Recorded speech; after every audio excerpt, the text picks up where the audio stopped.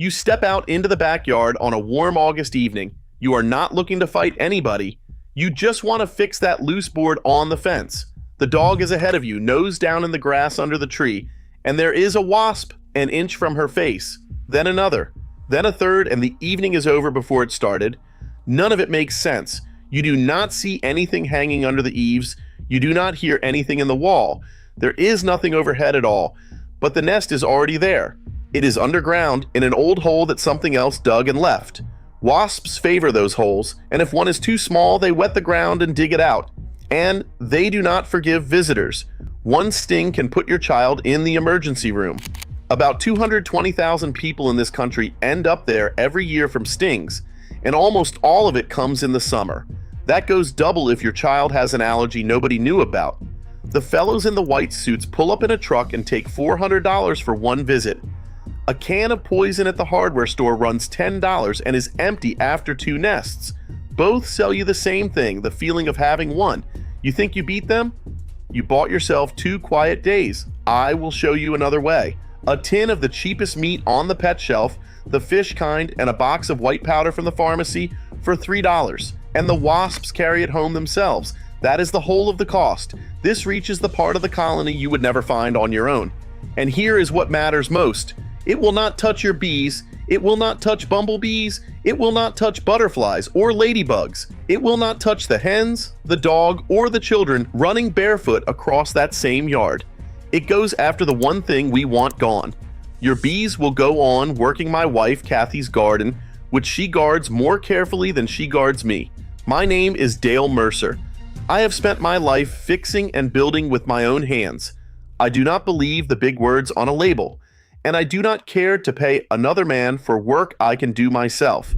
Before we go further, I owe you the truth about the promises you have heard. People on the internet love a big claim. They will tell you this kills every wasp within half a mile of your porch. Half a mile is a story. A wasp feeds about 1,000 feet out from her own nest, sometimes a little farther. And what dies is not a circle on a map. It is the nest whose workers found your bait. My bait will clear your yard, your porch, the spot where the dog plays in the evening. That is enough for me, and later I will tell you something that will sit badly with you. Why the real poison baits for wasps came off the shelves in the early 2000s and why nobody told you. Stay with me. Why is a spray can a bandage on a cut that keeps opening back up? You find the nest, flood the opening with foam, and the kill looks convincing. But the colony is big. You killed the 100 that happened to be home. A ground nest by midsummer runs from 1,500 to 15,000 wasps, and most of them are out in the fields. They come back in the evening to a doorway that is not there anymore. Within a few days, they have taken over another hole 100 feet away, and inside a week there is a new house in it, built out of whatever wood is nearest. The spray killed a piece. The colony changed its address, and a month from now, you are back at the store for another can. So how do we put them to work for us? We turn their own instinct around on them and build a Trojan horse. A wasp is a hunter. All summer she is after meat and fish, but she does not eat it herself. Her throat is narrow and solid food will not go down. She tears off a piece and carries it to the nest, where it goes to the larvae. The larva digests it and gives back a sweet drop, and the grown wasps lick that drop up. That is how the whole colony eats. Biologists have a word for it: trophallaxis. For you and me, it is a free delivery service. The powder goes into the meat goes into the larva, and the poison travels with the food from wasp to larva and back again until it has been through the nest. It reaches the workers coming back from the hunt, and it reaches the queen, the one you would never have gotten to. And we never need to know where that nest is. They carry their own end into the colony for us. Plenty of people online will tell you to use sweet juice for a trap like this, but why pull in the very ones we are trying to save? By the end of summer, the flowers dry up and a bee will take any sugar she can find. She comes to the smell of apple juice, drinks the poison, and dies in your yard. We do not do that. We use meat. And the timing matters.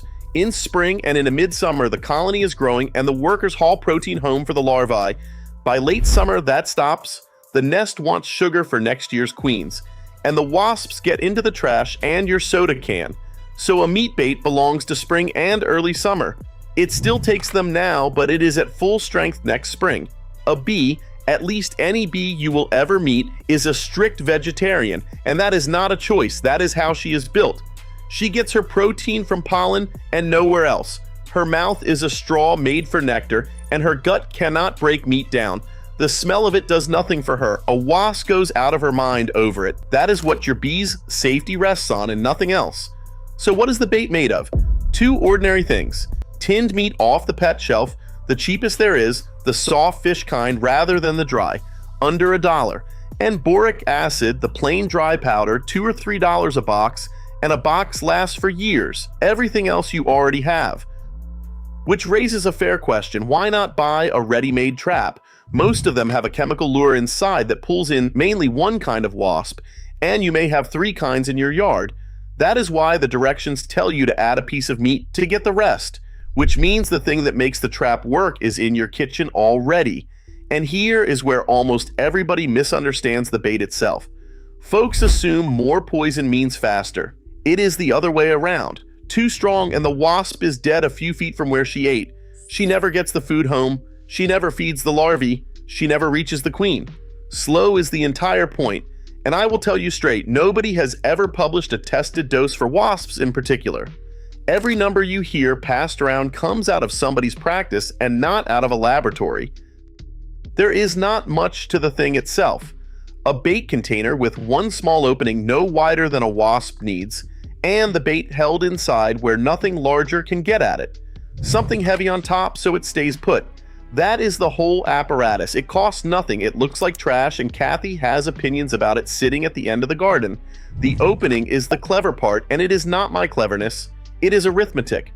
A wasp is a small thing and needs almost no room at all. A dog's nose does not fit, a raccoon's paw does not fit. A child cannot get a finger in far enough. Everything that could be hurt by what is inside is too big to reach it, and the one thing we want is small enough to walk in. I call that a backwards feeder. A regular feeder feeds, this one takes. Where it sits matters more than anything else. Never near the table where the family eats, because that walks the enemy into your own camp. It belongs on the far edge of the property, out along the fence line, on the way between the house and wherever they come in from. And here's the part hardly anybody knows. A wasp wants fresh meat, not rotten. Once it has sat in the sun and turned, it belongs to the flies, and the wasps want nothing to do with it. I learned that the hard way my first year. I left it out for 3 weeks and decided the method was no good. The method was fine. The food was dead. A good week looks like this. The first day or 2 is busy. By the 4th, it goes quieter. By the 5th, there is hardly any traffic left. And by the end of the week, the nests whose workers found it go silent. Not every nest around, the ones that were coming to you. Now for the safety, and I want you to hear all of it. Boric acid works slower than a spray can, but it is still poison. It gets the same respect you give bleach, ammonia, floor cleaner, laundry pods. Same shelf, same house rules, nothing beyond what you already do every day. The bait never gets made up on the table where the family eats. I keep something separate for that. The box lives on a high shelf where the children cannot reach it. And then there's the dog. She will smell it from across the yard and she will want it, which is the whole reason the bait is never left open on the ground. That container is not for tidiness. It is the difference between a quiet Sunday and a drive to the veterinarian. The other rule is about a nest that is already up and working. The bait does slow, quiet work, and it needs a week. But what if a nest is hanging over your front door? If somebody in the house has a bad allergy, you do not have a week. That is an emergency, and it calls for a doctor and a plan made ahead of time, not a tin of bait. And the worst thing you can do is take a broom to it and knock it down. Wasps come at you the instant you touch it. Hundreds of stings in seconds. A wasp's stinger is smooth, with no barbs, so she stings as many times as she can manage, and she is at her worst once she is inside your shirt. Over 11 years, 788 people in this country died of stings from wasps, hornets, and bees. 84% of them were men. Not because a man is weaker, because a man climbs up there. And it is not only the allergy that is dangerous. When there are enough stings, so much foreign protein goes into the body that tissue breaks down, and what is left of it goes to the kidneys. It gets as far as kidney failure and dialysis. Doctors see it every summer. For a nest that has to come down today, there is soap and water. Not the little bottle from under the sink, which puts you close enough to get stung for your trouble. A pump sprayer, the kind you carry for weeds, is what gives you room. The soap coats their bodies, it breaks the surface tension of the water, and the water goes into their breathing holes. There is nothing left for them to breathe with. Dusk is the only sensible hour, when they are all home and slow from the cool air. Distance is not optional. A clear path back to the door is not optional. And a ladder turns the whole thing into a trip to the hospital. But there is a hard limit here. If the nest is inside an electrical box or right over a yard light, do not go near it with water. Water and current do not forgive foolishness. No wasp nest anywhere is worth taking a shock on your own porch. And now the long game, the one almost everybody forgets. A nest lives one season. In the fall, the whole colony dies off and only the young queens winter over, one by one, in cracks and out of sight. When the snow is barely gone, they come out. Alone, cold, hungry, and with no army yet. A bait out as soon as the snow is gone takes them before they ever start building. One dead queen in April is a colony of several thousand wasps that will not be there in August. Now, for the reason I am telling you any of this, what sells for good money is the work done in August when the nest has grown and the man is frightened, and the whole thing is settled in April with $1 worth of tinned meat. Nobody makes a dime in April. And that is the thing I promised to tell you at the start. The dependable poison baits for wasps came off the shelves in the early 2000s, and what came along to replace them did not hold up when it was tested. Nobody stood in the way of it. There was simply nothing in it for anybody. This is not a conspiracy. There is no conspiracy in it at all. One man has a reason to teach you, and the other does not. And that is the whole difference. My grandfather handled things the same way. He used whatever was already sitting in the shed. He did not soak his yard in chemicals on a guess, and he did not pay another man for work he could do himself.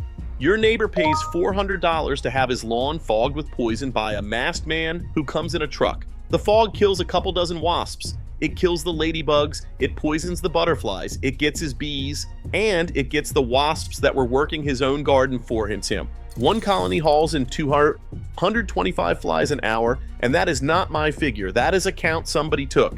And 3 weeks later, the wasps build again in the same bushes and the truck comes back. It pays that fellow to come around every month and write a bill. It does not pay him to tell you about $1 worth of tinned meat. There is no money in closing the matter for good. And now the hard part, said out loud, because I would rather say it than have it said to me in the comments. A wasp is a useful animal. That count of flies I just gave you is work done on your property for free.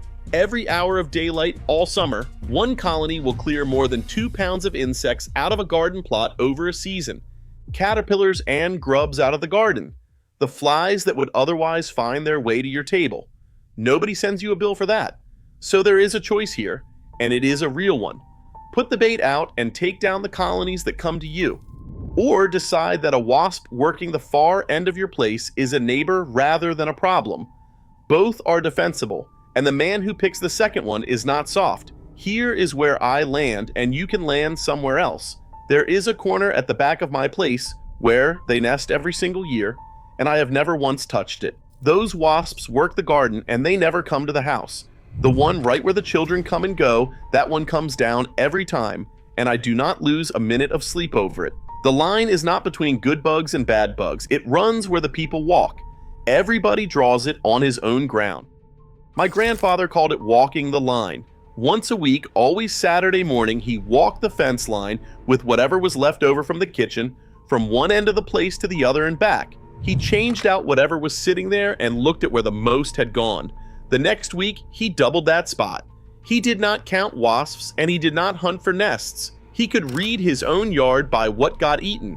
If it is empty at one end of that line and untouched at the other, the nest is on the empty end. That is where the next one goes. I walk the same line on the same Saturday. Kathy says it is one more excuse not to fix the porch step, and she is not wrong. So what is worth doing this week? Less than you would think, and most of it is watching. One evening outside is the whole of it. 5 minutes standing still, watching where they come from and where they go back, because that line across your property tells you more than anything else. Most folks have never once stood and watched, and they are surprised at how straight the traffic runs. Then walk the fence the way my grandfather did, and look at where it has gone quiet and where it is not. A week later, walk it again and compare. That is the whole of the skill, and one date on the calendar is worth more than the entire month of August, the end of March, before any of it has begun. And once the bait is out, the rest is out of your hands. The wasps do all the dirty work themselves and carry their own end into the middle of the nest. Tell me in the comments where they get at you the worst. Up under the eaves, out in the bushes, around the trash, or down a hole in the ground? Where they sit tells you what is coming next. I go through them all, and I answer. Next time I will show you what my grandmother used for running the ants off the kitchen table. No store-bought gels, and it takes one odd thing you already have in the house. Until then, stay off a wobbly ladder with a broom in your hands, and do not take my word for any of it. Put it out and watch for yourself. That is what I have done for 40 years.